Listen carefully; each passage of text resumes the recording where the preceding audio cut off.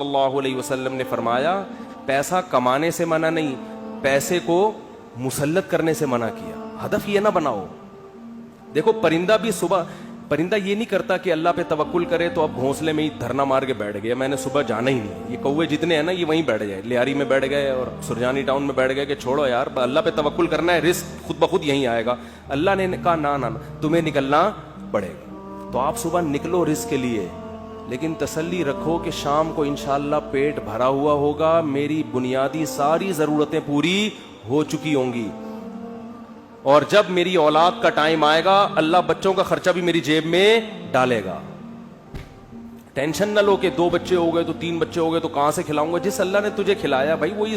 دیکھو ماں کی چھاتیوں میں دودھ پہلے پیدا ہوتا ہے، بچہ بعد میں پیدا ہوتا ہے، یہ بتانے کے لیے کہ اس کا پیدا کرنے والا اس کے رزق سے غافل نہیں ہے. ہر چیز میں گوروں کی طرح کیلکولیشن نہ کیا کرو بیٹھ کے. گورے کیا کر رہے ہوتے ہیں دیکھ رہے ہوتے ہیں میرے پاس ابھی $10,000 ہیں تو ایک بچہ ہو گیا تو اس میں اتنا کیلکولیشن کر کے اتنا بچ رہا ہے، اتنا انویسٹمنٹ کیا، دوسرا ہو گیا تو یہ تو کیلکولیٹر کہہ رہے یہ نہیں ہو سکتا. قرآن کیا کہے گا؟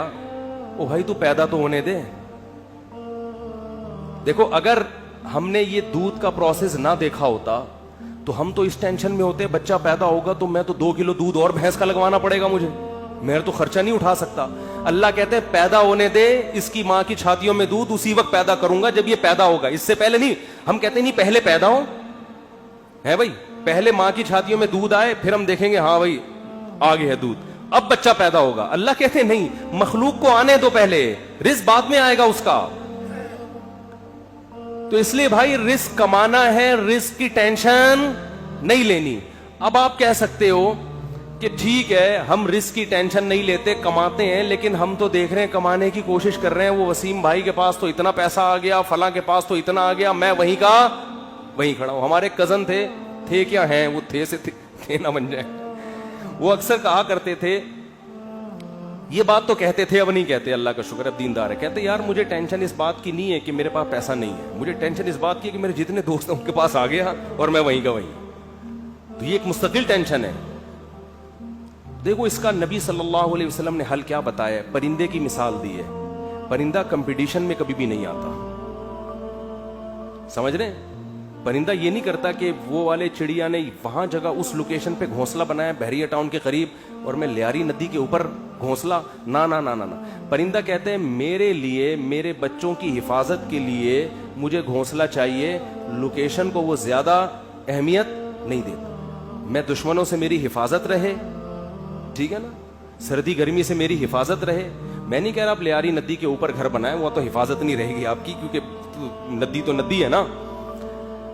تو آپ نے یہ سوچنا ہے کہ مجھے اپنے گھر میں تحفظ کے ساتھ، گھر والوں کے ساتھ رہنے کے لیے چھت چاہیے. یہ چھت اللہ انشاءاللہ میسر کرے گا، چاہے اپنی ہو چاہے کرائے کی ہو. یہ ٹینشن نہیں لینا ہے، یہ ٹینشن کہ میری اپنی چھت ہو کرائے کی نہ ہو، یہ آپ کی بنائی ہوئی ٹینشن ہے. اللہ نے اس رزق کا وعدہ آپ سے نہیں کیا ہے، یہ غریبی ہے، یہ غریبی ہے. بنیادی ضرورت آپ کی سالن روٹی ہوتی ہے نا. ارے بھائی آپ گئے ہوٹل میں نہاری لے آؤ، 2 روٹی لے آیا، نہاری لے آیا، ایک گریبی منگوا لو گے، 2 منگوا لو گے، اس کے بعد کہے گا بھائی یہ گریبی ہے، اصل جو پیسے تھے نا وہ پلیٹ کے تھے. اب آپ نے گریبی کو مقصود بنا لیا، آپ جاتے ہی گریبی پہلے منگوا رہے ہو کہ یار 2 نہاری کی گریبیاں لے آ. اس کو غصہ آئے گا بھائی گریبی تو ضمناً ہوتی ہے. آج جو گریبی تھی نا، ذاتی گھر گریبی ہے، یہ بنیادی ضرورت نہیں ہے. گاڑی گریبی ہے، بنیادی ضرورت W11 میں بہت اچھی طرح سے پوری ہوتی ہے. ہم نے تو بھائی 20 سال W11 میں سفر کیا ہے اور اللہ کی قسم اب ترستے ہیں کہ W11 میں بیٹھے ہیں، لیکن اب شہرت اتنی ہو گئی کہ وہ بیٹھ نہیں سکتے. اب وہ W11 والا بھی اٹھ کے آ جائے گا کہ میں نہیں چلا رہا، میں گپ شپ کر رہا ہوں آپ سے. ورنہ عامر بھائی W11 کا مزہ آپ نے لیا ہوگا نا. W11 کراچی کی بہترین سوغات ہے بھی. G7 4L میں اللہ دشمنوں کو بھی نہ بٹھائے. جس طرح وہ چلاتا ہے نا اتنی بڑی بس کو، ہم تو جب بھی بیٹھے ہیں 2-2 فٹ اچھل کے. ہمارے ایک جاننے والے ریٹائر آفیسر تھے، لیفٹیننٹ تھے، وہ بیچارے کراچی کی بس میں نا کہ پچھلی سیٹ پہ بیٹھ گئے، اسپیڈ بریکر پہ جب اچھل کے دھڑام سے نیچے گرے، ان کی ریڑھ کی ہڈی میں مسئلہ ہو گیا، اسی میں ان کی موت واقع ہوئی ہے. और नेवी का ऑफिसर बेचारा जंगों में शहीद नहीं हुआ जंगों में शहादत नहीं मिली है, कराची की बस ने उठा के पटकाए और इन्ना लिल्लाह।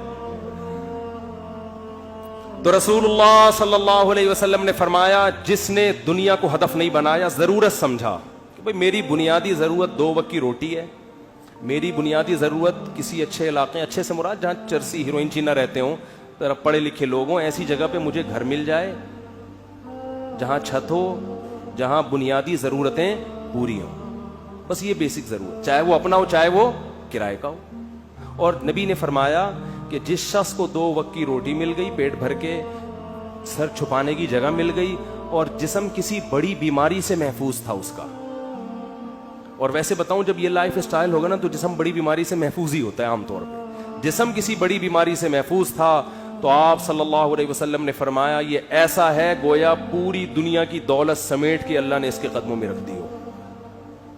अब अगर ये टेंशन ले रहा है ना बहरिया टाउन की और डिफेंस की और DHA की वो स्कीम में मैंने तो ये गरीबी की टेंशन है, ये दिल में दुनिया की मोहब्बत की अलामत है। ऐसे शख्स को रसूलुल्लाह सल्लल्लाहु अलैहि वसल्लम ने वही सुनाई कि ये मालदार बन तो सकता है मगर इसके सामने फकर का फंदा ऐसे लटका रहेगा जैसे एक जिंदा आदमी के सामने फांसी का फंदा, मौत का फंदा